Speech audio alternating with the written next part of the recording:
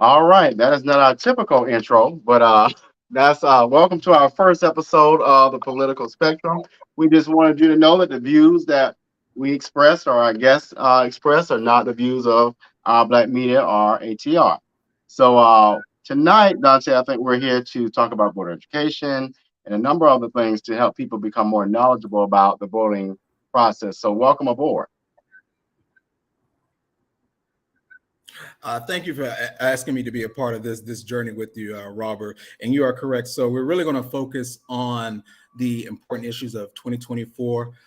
We have a lot of issues we have to talk about in the Black community and overall uh, in our country. This is a very important election that's coming up. There are a lot of people that's divided on both sides. There's also a lot of misinformation out there, and a lot of people that's sorry about that. I live in downtown Atlanta, so you have to excuse the sirens. That might be Donald Trump coming through. I'm just kidding. I'm just we'll talk about that too. So, but as typical with most of our ATR or our Black Media podcasts, we have a structure. So, our first 10 minutes will be about current national and state political issues. And I think one of the most glaring things right in front of us right now is the presidential primary. Yeah, it definitely it is.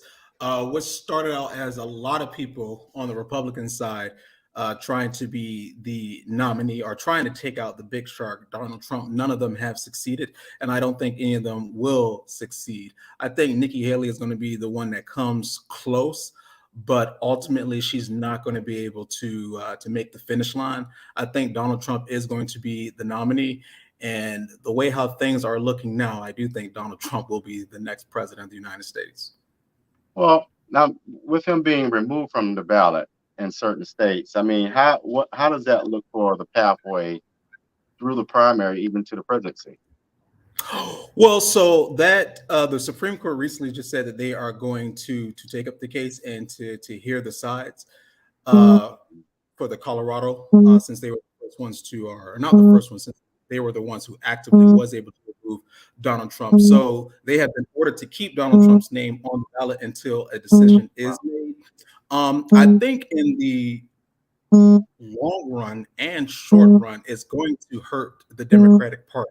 The Democratic Party is the ones who are always saying they are trying to protect voting rights, but here you have them trying to remove somebody from the ballot, not convicted or charged of an insurrection.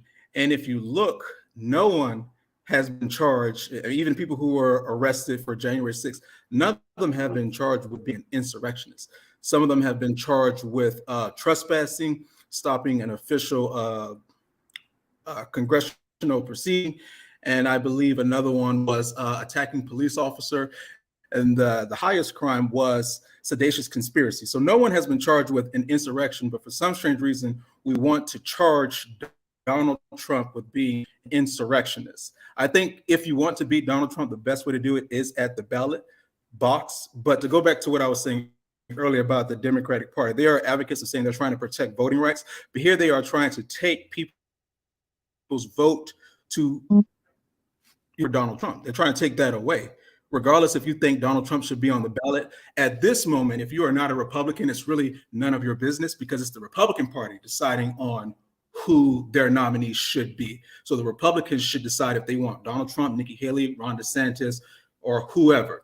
And if Donald Trump was to make action, and then it's everybody's chance to decide if they want Donald Trump to be president or not. But just to throw him off the ballot because we want to call him an insurrection, even though he hasn't been charged with being an insurrectionist or convicted, it seems kind of shady. And I think a lot of what's going on here, and again, it's going to come back and bite the Democratic Party in the ass. Excuse my language. I mean, we already know Joe Biden is not he's not the great white hope would be. Kamala Harris is honestly forgotten about. And the best thing that they can do is sit and talk about Donald Trump all day long on CNN. I mean, that's all they can do right now. That's the best thing that they have going for themselves is to continue to talk about Donald Trump. I'll agree with the aspect of the more energy that's placed into trying to demonize Trump, the better off he is. It's almost like he's handling this like one of his reality TV shows. And it's amazing how people, I think what, and you and I talked about this, what people really rally behind is the fact that he pushes back against the establishment in a way that says you can't infringe upon certain amendments, certain rights, and people rally behind that. Hmm. And I mean, the So, Democratic Party and the media, they're they're doing it out in the open at this point. You know, oh, we hate mhm. Trump so bad, so we're going to talk about him every night on TV. We're going to call him a racist. We're going to call him a sexist. We're going to call him an insurrectionist. We're going to call him ultra MAGA. We have to say all these adjectives towards Donald Trump just to get people to hate Donald Trump. Again, if you really want to beat this man, beat him at the ballot box. That's the best way to beat him. But unfortunately, you can't do that because under Trump 4 years of presidency, people were better off in the economy than they can say they are under Joe Biden. And well, polls I'm not, and polls are showing that. I mean, I will say the stimulus piece helped him out, and I mean that was a gimme. But you know, he did his own damage as far as the deficit. I mean, he helped create more of a deficit. Now, I do want to go back to one thing. I can agree I with you on don't. that. Well, before we get this 10 minutes, though, let me talk about this piece really quick. When it comes to Trump versus Biden, I think that's going to be a much closer race. But I really like Nikki Haley. I think if Nikki Haley becomes the nominee, the Republican Party would do much better off as far as beating Biden. But if I had to pick, between the two, it would be Nikki Haley. So, I mean, Nikki Haley and Donald Trump are my top two. When this primary first started out, it was Tim Scott, then Donald Trump. Donald Trump has always been, at least for me, in Not my top Tim. three. Um, Yeah, I did Tim. like Tim Scott. I really liked Tim Scott. Unfortunately, when it came to the debates, he kind of let me down, Well, and what I was about the not happy whole with his. his whole announcement about slavery? And I was like, what in the world? Where did you get that from? Who, He Nikki talked Haley about or Donald slavery. Trump recently? You said what now? Who Tim who Scott did you whole say mention ideology about about slavery? slavery. Wait, say that again. His whole when he did his announcement, right? Tim Scott. He talked about slavery in Oh, a way that was very different than what I learned. So I was kind of taken aback, like, what book did you learn it from?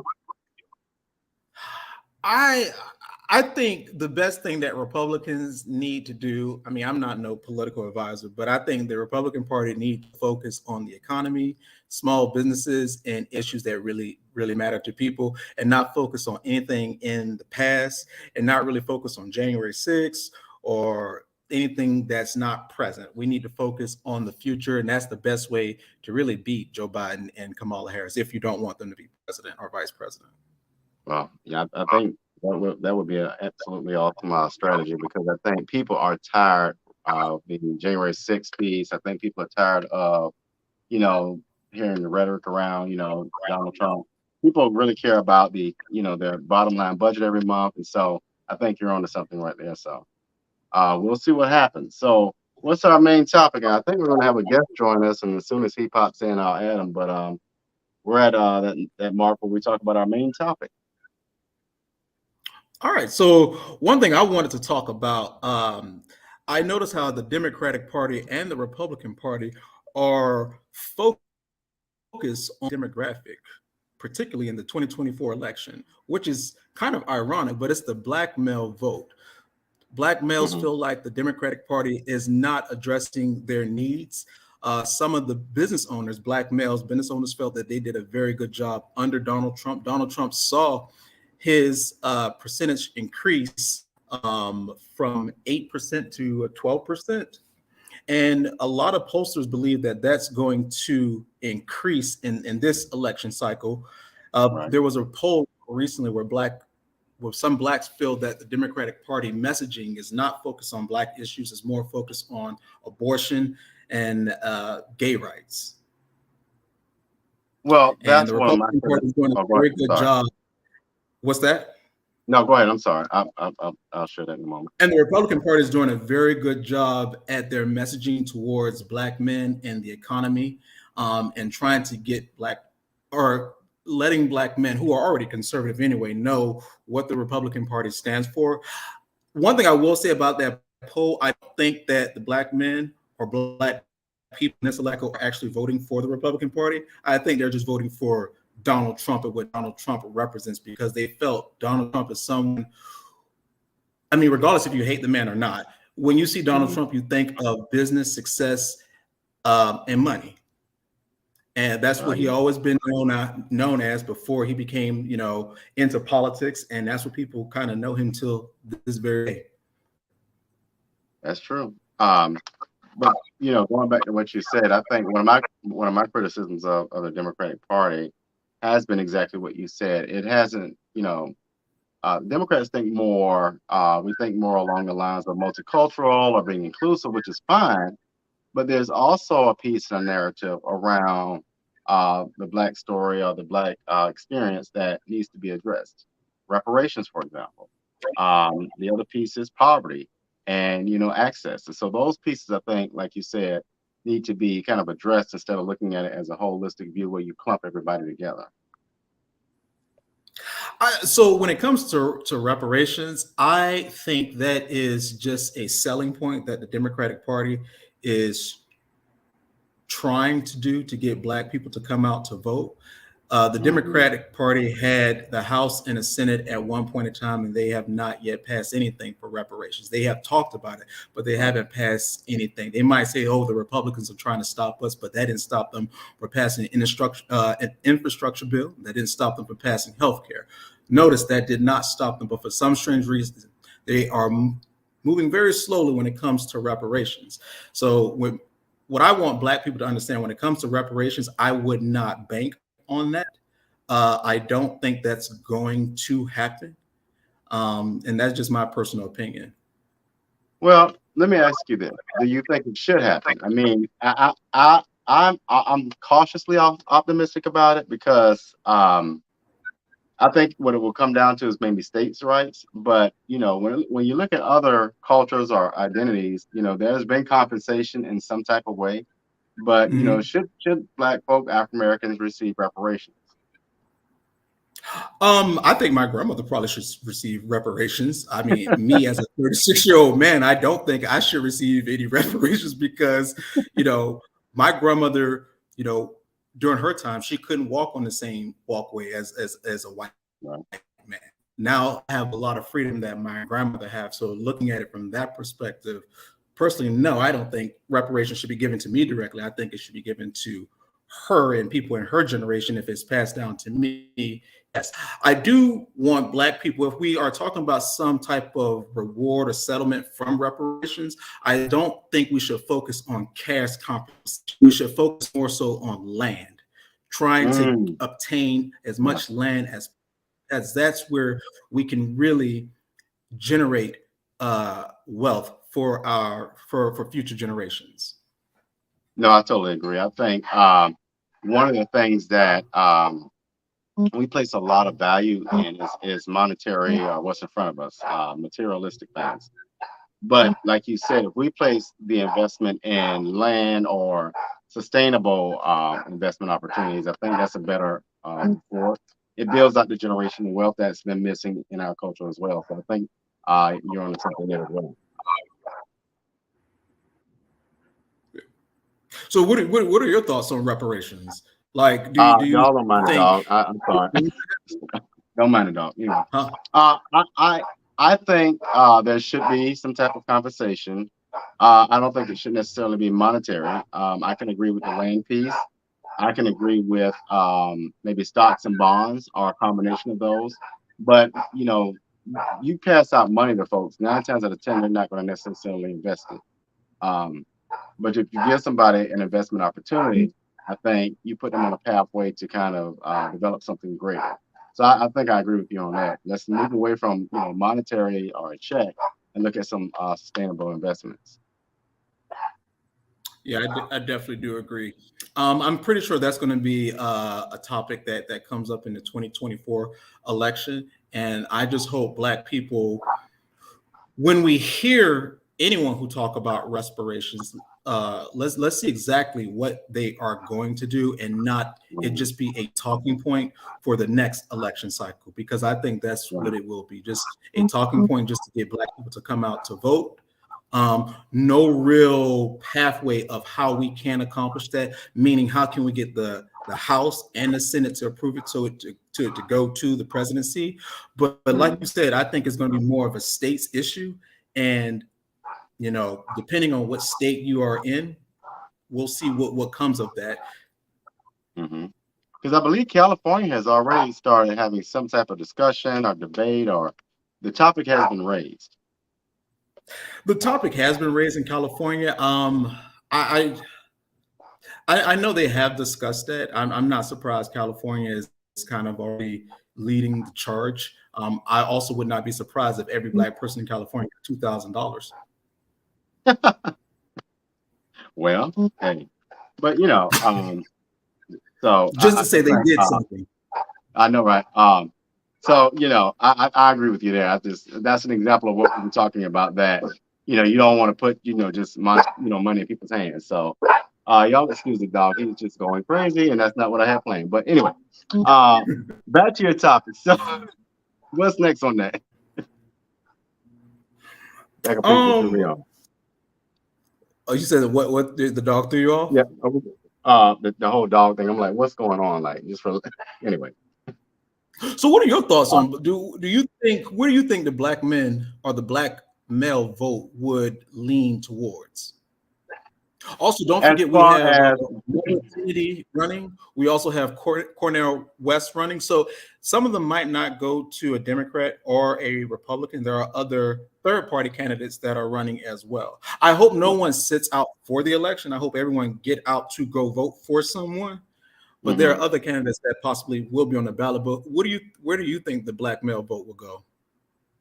uh that is an interesting and very broad question. I know, from what I can see and when I'm around, I think it's about, being seen. What I mean by that is not being attacked by the police, being valued in this society. Um, I think that's important. I think that is a priority. Financial stability is a priority because inflation and the rise of cost of just groceries and basic everyday things have hurt some people and members of their families. And so I think that's another priority. A third one I really think would be uh, kind of at that second or third mark would be this idea of equal opportunity. And so there was a time when Black folks could have saved money, use those savings to buy a home or buy a car, or invest in something like a home or stocks. That doesn't exist anymore. And so I think those three would be kind of the top three priorities. Yeah, I definitely agree. Whoever can get to the Black community, really asking Black people for their vote, I think will be successful in the long run. Now, there, I think the Democratic Party has always done a phenomenal job of actually going to the Black community and asking Black people for their vote. The Mhm. Republican Party I'm a part of, we continue to fail at that. I'm not sure why we fail. I'm someone who always advocate that we need to get more Republican presence out there, and not just the Black Republicans out there. I think we should send every Republican out there to really talk to Black issues, because Black people want the same thing that a lot of Americans want: safe communities. Uh, if you want to buy a home, access to do that. If you want to start your own business, access to do that as well. So the issues are the same. So I think the Republican Party really need to take that messaging and go directly to the Black community. A lot of people tried to make fun of Donald Trump when he went to the Black church and asked him, "What the hell you have to lose?" I wouldn't go to the Black church and say that again, but I would think that a lot of people from the federal level and the state level need to do a better job at going directly to the Black community and asking people for their vote. I agree. I think, and Stacey Abrams made this mistake, and so many make the mistake of when they're on the campaign trail talking to the talented Tim or the elite, and not necessarily wanting to get in the trenches and shake hands and go door to door, or some of the things that are strategic and getting elected. And one of those things is going to Black communities and having the conversation and listening and understanding what their wants and desires are. So I agree with you Yeah. there. I think honestly, if I'm Donald Trump, you know who I would pick for my VP? Condoleezza Who's that? Rice. Condoleezza Rice.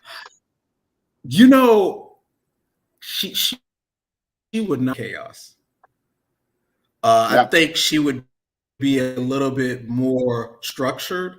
And yeah, Donald Trump is kind of a smash mouth type of president and a smash mouth type of person. Condoleezza Rice is more of an old school politician. yeah, She's savvy with her words. She knows how to conduct herself. If she's going to attack yeah. you, you might not feel like she's attacking you personally because of her word choice. And I don't think while I think it would look good on paper, I just don't think it would resonate well because, again, Donald Trump is controllable. And I said, it's a good thing and it's a bad thing, but no, I I, don't know honestly who would be a good VP for Donald Trump. Uh, because he's gonna suck up all the oxygen in the oh room yeah, anyway, yeah, no matter who he oh picks. yeah, oh yeah. You got to have somebody like Pence who doesn't necessarily say a lot or desire a lot of the spotlight. So it's got to be somebody. You definitely don't want a Chris Christie. Somebody like a Dick Cheney, but of course Dick Cheney would never assume that role. But yeah, you got to have somebody a little You more know, docile. Chris. Yeah.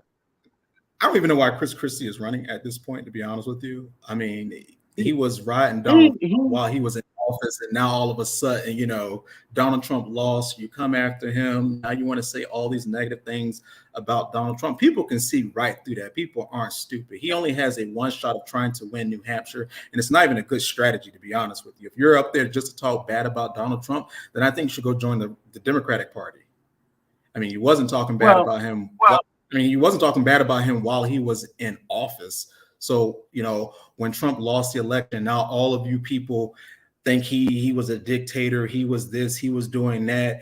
I mean, okay, then why didn't you say while he was in office? I mean, you can definitely critique Donald Trump on his failure on COVID. You can definitely critique Donald Trump on how he raised the deficit, but you wasn't doing any of those things while he was in office. You are trying to throw out Donald Trump right now. It's not working with the Republican Party, and that's why his poll numbers are where they're at right now. well, I agree with you there. It amazes me how a lot of the people who are in his amen corner are now demonizing him, right? And so that in particular, that is alarming. But I will also say there are some things that I would say he could have done differently. That he may have wanted to think twice about, like asking people to hang the vice president wasn't really, smart. And saying I want to be a dictator, but I'm about to pee. There's some things that he could have done differently. However, at the same time, when Nikki Haley and Chris Christie were jockeying for cabinet seats, they found it to be okay. So yeah, that yeah, I agree that. Yeah. But I mean, If in Donald all Trump, honesty, if he gets, in all honesty, I want to ask this question because it's important. Uh, that there's this debate out there now that Trump has done more for the black community, and I mean, I don't see that, and I just don't see that. I mean, what do you make of it? so I mean, we say that he has done more for the black community. I mean, he was the one who passed the First Step Act. He did that. Uh, Hmm. Regardless of how you think about him, he did do it. It is fair to say that Barack Obama started the process, got it to the finish line. So there's that. You can also talk about opportunity zones, how Donald Trump was asking investors to go into the black communities to invest. You can critique that for what it is, but it's still a path forward. I mean, especially for some of our black communities. And if you don't believe me, go look at the black communities right now compared to other communities that's in your local city to see But where it currently stands. but The fact that those initiatives being taken. I think that's a very good step. Oh, go ahead. I think, with opportunity zones, I almost feel like I see the benefits somewhat, and I also see where it opens the door to some, you know, some casualties around the black community as far as gentrification and other things like that. And so, yeah, I kind of see it, and there's some caveats there. But the opportunity zones are for investors to invest in the black community. There are many black successful people who can invest in these communities and not leave it to whites, Asians, Middle Easterns, or any other demographic. So black people can really invest in our own community if we want to. Those opportunities were presented, and it's up to really you to take advantage of that if you are someone who wants to invest in the black community. Another thing that I would on Trump, his support for HBCUs. That was Mhm. another initiative. Now, I just named three, and I would like for people to just to sit back and tell me specifically what Barack Obama, what Bill Clinton, or any other Democratic president or Republican president for that matter has done specifically for the black community. While the three things that I named, you can definitely critique them and say they could have been better, but at least it was something that was done versus other politicians who give lip service to black people and nothing gets accomplished. Well, I mean, and I would struggle with that question. I struggle with that question because what is it that they were supposed to have done, or what is it that we're looking for? And I think even with the Trump piece, I mean, it was a financial incentive there. Okay, great, but how would that look? I guess if you were to say, this particular person did this for the black community, how would that look? Because I think what what Obama did do, he raised the conversation about race in America. I mean, that was something that I think people took for granted. I'll never forget when he had to step out and speak on the idea with him and Pastor Jeremiah Wright and talk about his identity and how that identity is a part of America. I mean, that was a tough topic to tackle, but it was a conversation that he raised. But then you have the Trump people, some of them, who kind of push back on that. So I don't know. I think a lot of times people look at materialistic, monetary things, but there are some um, I guess materialistic things that came out of both the Clinton and the Obama. Now, one thing I don't like Clinton did. Clinton hurt black males by put more in jail. He put more black males in jail than anybody. So I will say that I mean, we can Clinton was also not good. add Biden's name to that as well. And we can also add Vice President Kamala Harris, because as Attorney General in California, she did a phenomenal Unfortunately, job you're at putting correct. black men in jail. Unfortunately, Yeah. you're correct. And also, I don't know. speaking about our Vice President, from Donald Trump when she was a senator. He did, give some money to her campaign, but unfortunately, we don't talk about things like that in the media. If he's such a racist, why did you take his money?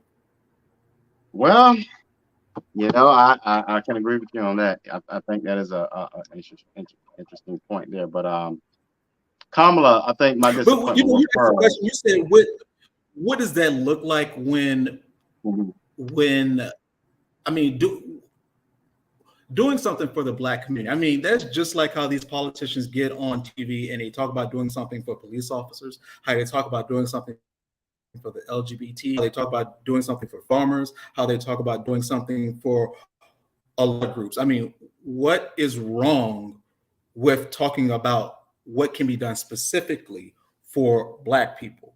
And black people are a part of the American fabric and have contributed a lot of American fabric. I mean, like our blood, our sweat, our ideas. I mean, we are the ones who made the American empire what it is today and still do Yeah. now. So I don't think it's anything wrong with asking what specifically can you done. Again, you can critique Trump on the things that he has started, and I think that's fair. I'm someone that's going to actually do action versus someone that's just going to give me lip service. And because if we Right, right. continue to keep waiting for lip service, no, we're never going to get anywhere. No, I totally agree. I totally agree. I think, on one of our other podcasts, The Rabble, we talk about the Black agenda. And one of our commentators said this out loud that we as a community have never really presented the Black agenda. And so what that will look like, I don't know. But at the same time, I kind of step back and say, but isn't it the responsibility of the leader of the party or the party itself to develop a pathway forward, bring people around the table? And I think if I have to give Trump credit, I will give him that credit that he did put an effort into reaching out to the Black community. Did he reach out to all of them or the best people? I don't know, but he did make the effort. He did make the effort. I'm not going to categorize which Black people he reached out to, or the ones he should have. But as you said, I think he has, at least he has moved in that direction of reaching out to the Black community. When it comes to the Black agenda, I mean, me personally, I think, we need to focus on owning our own businesses. I Yes. hope this does not come out in a racist way, but I do think we need to move other. We need to really, I'll just be blunt. We need to really remove the Asians and Arabs out of our community. I think we should own our own gas stations. I think we should own That our was own direct to shops. tell. I'm sorry. I do think I think that we do. I mean, there are some people who own businesses in the Black community, but don't even stay in the Black community. They treat the Well, Black customers like trash and talk to them like trash. I do think that we need to own our own communities. We need to own our own businesses. We need to make sure that we have a strong Black economy. That way, we can put whatever politicians that we want to put in, and then we can really start seeing some results for the Black community, and not electing people on the Republican or Democratic side who are just answering to some interest group. no, I agree. I think, there can be a better, if we're going to give money to the Ukraine, why can't we give money to our Black and female owned businesses? You're exactly right. I can't think of a hair store, a liquor store, or whatever store that we own, especially here in Savannah. We used to have all of West Broad Street. That was Black Wall Street. And it was taken away. And, a lot of our businesses now are non-existent because of things like that. So how do we get back to not only one having sustainable businesses, but ones that are going to be supported by us and other cultures? Yeah, and that's not to say they are not welcome in the Black community. I just think you know the Black person should own the shopping center, the entire shopping center, and even the parking lot. And you should rent from Black people and not own that specific business. Right. Exactly. Because Exactly. if we were to go We into the actually white have a, community, we're not going to own the shopping center. We're just going to be renting out. one of the things we saw that Maynard Jackson and Andrew Young do well was develop Black millionaires, and that was off of developing the airport and I guess I would call it the New Atlanta. So all of that development, not only did Atlanta thrive, but the Black community thrive. So we've got to have that mindset as well when we have people in authority and at the table to make sure that you're, recycling or bringing our folks to these jobs and these contracts so that they can thrive.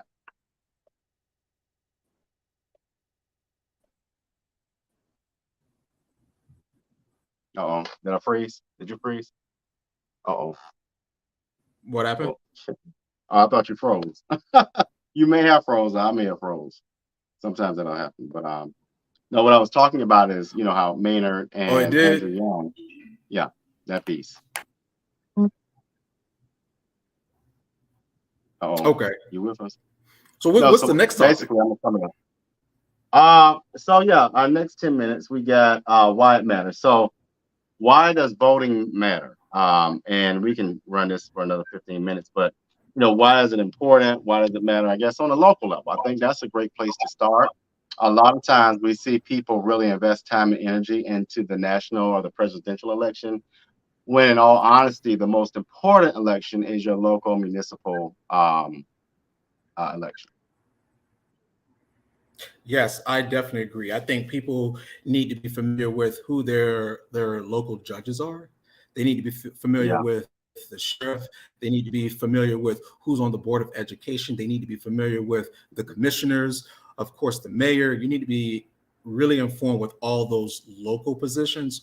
While the presidency is attractive and all, the most important decision makers are your local people. I think while it's important to vote in every presidential cycle, yes, it's very important to make sure you're voting in your local elections. And that's where Black people, unfortunately, kind of dwindle down when it's coming to those local elections. And so you never know what judge might get elected who might think differently of you. So the best thing to right. do is do your research on the candidate that is running and, vote for the person who you think is best. I'm 36 years old. I think we need a new generation of thinking on both sides. I think both parties. I'm kind of tired of the people that's in their 60s and 70s and 80s still running on both sides. And I don't care if you're black, white, woman, or male. I think the old school way of thinking needs to go. It's definitely a new battle that we are fighting on the domestic front and internationally. And the old school thinking, it's not working. No, I agree. Well, I will take what you have. I would say we need to have conversations, so generational conversations, because there's some good ideas that the elders have for us to consider, and there's some good ideas that the younger generation have that should be considered. I think the problem is, and God bless her soul, when you have people like Senator Feinstein, who is passionate about the work, but at some point you got to, even with Mitch McConnell, say, you know what? Maybe I need to worry more about my health and less about policy or being in the Senate. I don't think there should be an age limit, but we got to think about, are they really in the best capacity to make the best decision on policy that's going to affect our whole country? I don't think there should be an age limit. I do think there should be term limits, though, Oh yeah, yeah, I agree. If you had to because pick, a how would lot the of term people limits look? in huh? If you had to pick, how would the term limits look What was like? that? I guess in February. Yeah, I mean, how would the term limit? I think that's a very good question. I never even thought to go deep into that. I can't really. I don't see you going past 2 terms. I mean, it really makes no sense for you to be in office for 20, 40 something years and you are still complaining that you're fighting for these causes. I mean, I'm sorry, if you fail once, okay. If you fail twice, okay. If you don't fail 5 times at trying the same thing, I think it's you at this point. Um, yeah, yeah, yeah. yeah, and you maybe someone newer, I mean younger, can come and just give a different perspective. But just to talk about the go back to what we were focused on, local issues, and why it matters. I think again, it's important that not just black people but everybody go out and vote in their local elections. People just don't understand how important that is. Those are a lot of policy and decision makers that Hmm. I'm I'm sorry, a just comment came up that it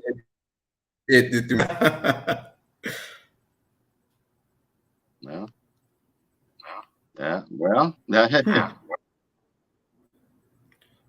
Lord, Ivan Cohen, he's one of our more engaged viewers, but always has good comments and good feedback.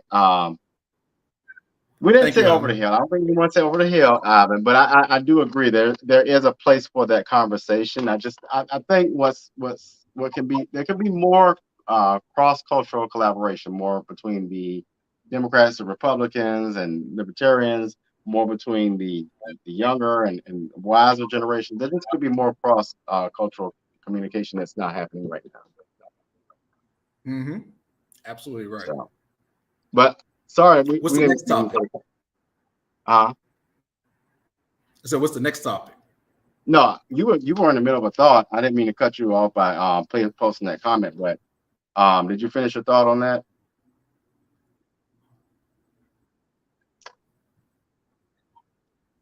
I hope you didn't freeze. I used to- I guess you did. I did finish my thought on that. Is it freezing? No, I thought you did for a moment, but you may have not. Okay. And again, the dog barks. But anyway, so as we close out tonight, one of the things that I think we want to kind of raise up is this idea of what is the word I'm looking for? It was the John Lewis Voting Rights Act. I couldn't think of that all day. And why is it that important? And what's your stance on that? Do you think there's a place for a federal voting rights act in this day and age? No, no, I don't. I Really? mean, no, I don't. There is nothing stopping Black people to get out and go vote. Um, Hmm. and the John Lewis Voting Rights Act, yes, it does sound good. The headline sounds good, but it's just a way for the Democratic Party just trying to get more congressional votes. I mean, they're trying to add DC statehood to that bill. So they're not even focused actually on voting rights. Even in the state of Georgia, they said was Pro 2.0. Our voting rights laws here in Georgia is better where our president, our where Joe Biden came from, Delaware. I don't think there should be a national federal law. I mean, we're not in the 1960s or the 70s anymore. There's nothing stopping Black people from getting out to go vote. There's Right, absolutely right, nothing. We either vote every 2, 4, 6 years. I mean, it has not changed. If you are someone who don't like to stand in line like myself, I vote early. hmm, If you want a mail-in ballot, you can get that. If you change addresses, you might want to go ahead and make sure. And I'm only talking about Georgia because I don't know any other state laws. But if you are, moving, once you change your address on your ID card, it automatically asks you, are you registered to vote? So you can select you are registered to vote. And even in Georgia, if you right, don't have uh, a driver's license, you can go get an identification card so you can vote. I mean, there's nothing right. stopping people from getting out to go vote, but the people on TV telling people that your voting rights are being taken away from you. Again, this is not during my grandmother's time or hell, my mother's time. Anybody in this day and age, you can get out and go vote if you truly want to go. If you're someone who wait till the last minute, respectfully, when you wait till the last minute, a lot of things can happen and you might miss your opportunity to vote, or you might be standing in long lines. And I want to keep in mind, I live in Buckhead. I was standing in a long line in Buckhead. So it was not just the Black community. I mean, there was a ton of places that were standing in long lines as well. So no, I don't think we need a federal law.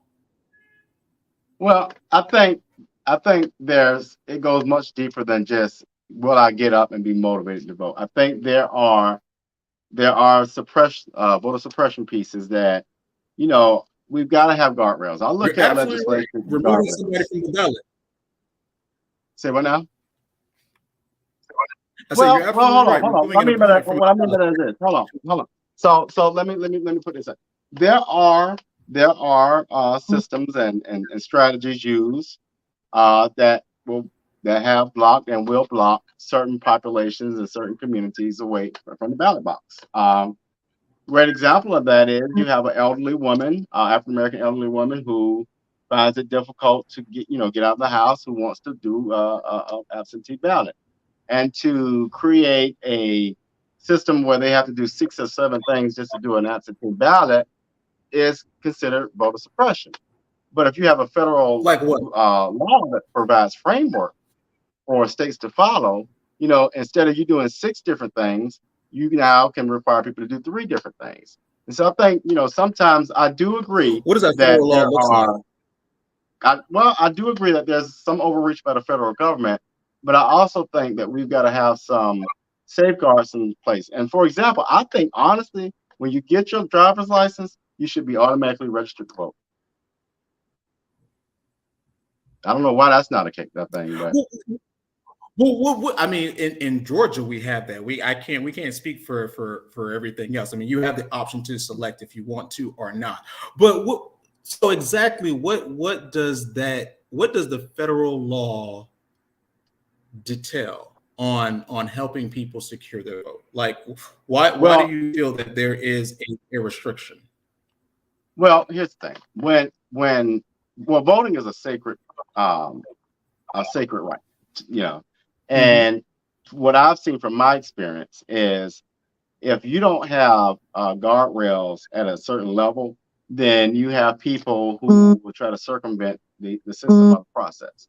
And so I think having that framework for guiding elections. For example, use this for example, the hanging chads in Florida. When we had Al Gore versus Bush, if there'd been a stronger guideline or a stronger framework, maybe we would not have had that piece. But for the Supreme Court to select a president, that became a real questionable process. So I think without those guidelines or those legislative pieces, we leave things to chance. And do we want to have every state kind of do their own election? And I think that'll get us in some hot water. I I don't want the government to overreach too much. I know some people look to the federal government for a lot of things, but I think, as you said, voting is very sacred, and I Hmm. think trying to give that to the federal government to make a decision on that, I think, is dangerous. If people are very concerned about voting, particularly in their respectable or respective states, they need to take action locally and see what needs to be done. I think asking for the federal government to step in that's an overreach. So I think a lot of it is just kind of a Ivan Cohen posted this question. I want you. I'll direct it to you. We can kind of go from there. So he said, "What is your position yeah position on redistricting. redistricting?" I think redistricting was basically it's a political move on whoever is in power. They are the Republican Party or the Democratic Party. If it is the Republican Party, they are going to draw things in favor for themselves so they can stay in power. If it's the Democratic Party, just like up in Illinois, they're going to draw lines to make them strong. So, I mean, I it's unfortunate that whoever holds the power draw favorable lines from that. I'm not naive about what most Republicans also drew a district to remove, and that's just because that gentleman said something to the former Speaker of the House that the Speaker at that time did not agree with. So it's all politics. Well, and I agree. The person that has the authority and the power gets to draw the lines. But I do think it is unfair or it is not ethical when you draw certain districts out. So, for example, you disenfranchise certain communities. So, for example, uh, I don't know that this happened, but you take John Lewis's district and you split it, and then you make sure that that district now becomes two Republican districts or whatever. I think when you start doing stuff like that, you step away from representation and you step more into power. I think, and this is an issue on all parties. And I think we need to do a better job of when we go into these sessions and sit at the table that we're representing the ideals and the values of the people and not the power of the particular position. And I think we're seeing more Mhm. and more about the power and less about the representation. Yeah, you're absolutely right. I mean, when talking about redistricting before the map here in Georgia, I was one of the ones at the state capitol speaking about redistricting. So I think And it's not just they stayed in Atlanta, Georgia. They actually went through to several different cities throughout. People, their thoughts on it.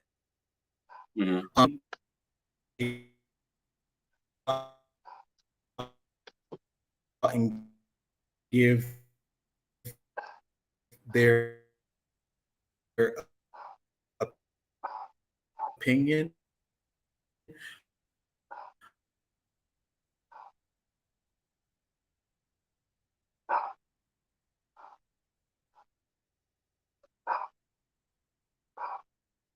Oh, did you freeze?